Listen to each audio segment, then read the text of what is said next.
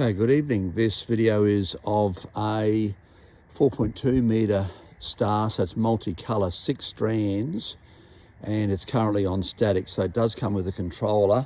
If I zoom in, you'll see it's there. That really needs to be protected from the weather, so you need to put that in a waterproof box or plastic bag.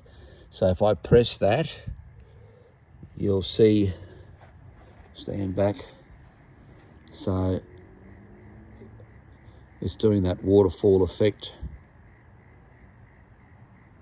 If I press that again,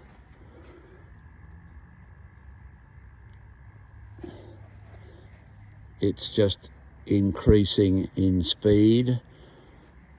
And if I press that again, sorry, I've got to keep going up to get it. This doesn't come with a remote. You can see there. And then, so you'd call that a speed controller. So it's just speeding up again. And once again,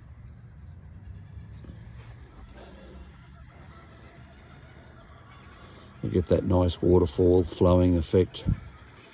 And the star itself doesn't flash, it's just the actual strands. So you'll see the effect that it's doing there now. Okay, thanks for viewing.